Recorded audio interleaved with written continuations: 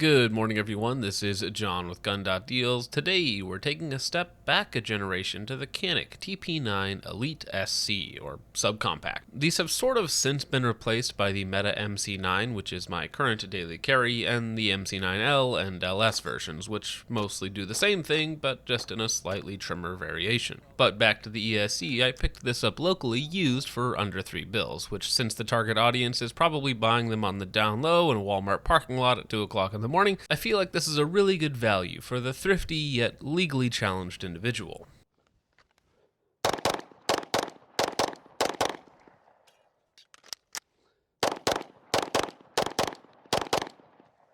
Now, before we keep going, go ahead and like, share, and subscribe, as that is all free and does help us out quite a bit. And go ahead and comment your favorite Canik in the comments down below. Full disclosure, I have no relationship with Canik or their Century Arms importers, because of course they are made in Turkey, which is part of the reason they are less expensive per feature. You also get, in general, a little lower quality control, don't kid yourself. Getting into basics, the ESC is a Glock 26 sized handgun, 3.6-inch black nitride barrel. The slide is finished in a tungsten Cerakote. We have front and rear serrations, and up top we have a phosphorus white dot front sight and a blacked out serrated rear square notch. The slide is equipped with a loaded chamber indicator and visual indicator for your firing pin. Talking about the optics cut, it is compatible with Shield SMS and RMS with plates, and you can also direct mount, but that's probably not the best. Shoot, magazine. The slide does have places for the little recoil boss inserts, which is fine, but not the best. The Metas do this slightly better in my opinion, but this does technically work, and I haven't had an issue so far. Moving to the frame, again, this is a full double stack frame coming in at a thick 1.45 inches at the widest, which are the super long ambi slide stop and release paddles. The position and leverage the paddles afford is good, but it does add some girth to the frame. Moving down the frame, we have some mediocre grip dots on the front and back, and it does come with two alternative size back straps if you wanted to swap those out.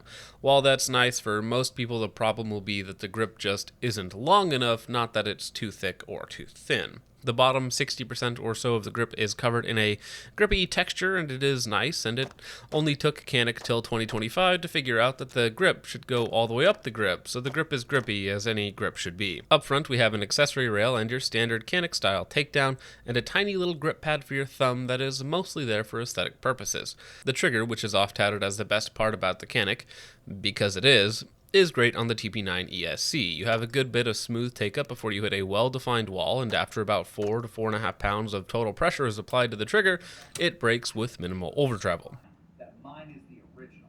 Not that it's worth anything, it's just worth, to me, it's bragging rights. Like, hey, you fucking try to sue me and I took your play button, you know? The reset is relatively short and pronounced, and you're right back onto the wall. The biggest issue for most people is going to be that grip length. Even with a decent double undercut on my smallish hands, I wish there was just a little bit more there. Though I've been carrying this every day and have opted for the 15-round stendo mag as it gives me a little bit more confidence in my hand's position.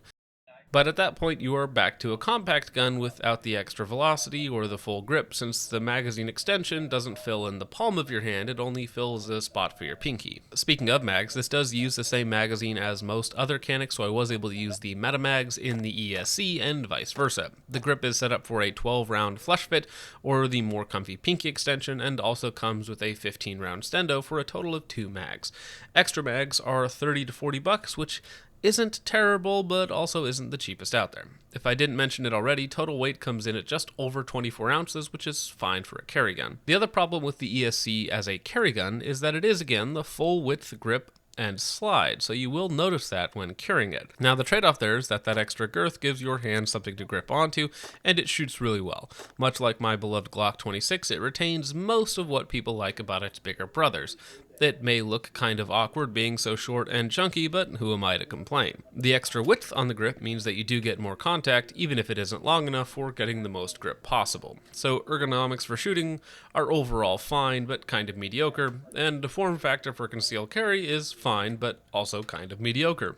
Now, talking about how the thing actually shoots, while it does lag behind its bigger counterparts, it holds its own against almost anything else. I was shooting this side by side with my Glock 17 Gen 3 with a trigger and frame job, and they shot within the margin of error against each other, which isn't as much of a knock against either of the guns as it is to say that neither held back my shooting abilities, as my shooting abilities are the limiting factor without a doubt. Now, mechanical accuracy between most handguns is fairly similar, but functional accuracy with the quote-unquote enhanced trigger of the ESC made taking shots at 100 yards very easy. I think a better trigger is more forgiving, especially for worse shooters, and since I fall into that category, I think it does genuinely help. So shooting the thing was very fun. Carrying the thing was tolerable. But for the same size, you could also just have a Glock 19, which if you're trusting your life to something, that's what I would go with.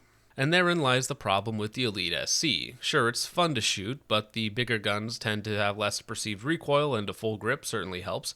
And for carrying, there are options with a similar capacity, but are actually small and concealable. That combination of factors is probably what leads to these being put on the secondhand market for such low dollar amounts. They sit in a dead zone of shooting performance and form factor that isn't ideal for anything, so people shoot them for a little while or carry them for a little while and then move on to something that might actually suit their fancy. So do I think the TP9 Elite SC is bad?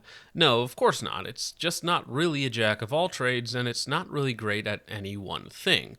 It probably occupies the same spot in people's minds as the Glock 26, which is that dark little corner you don't visit very often, and then every now and again you say, oh yeah, I forgot about that one. But now it's probably time for this little guy to move on to being somebody else's toy for a little while. But with all that out of the way, guys, thank you so much for watching. I hope you all enjoyed. I will see you in the next one. Peace off.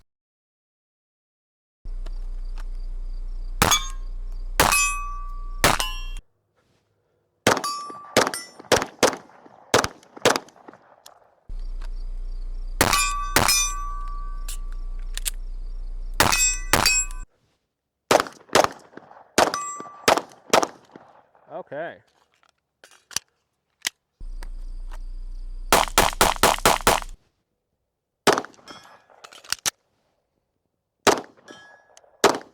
Ah, I missed the last one. That's okay.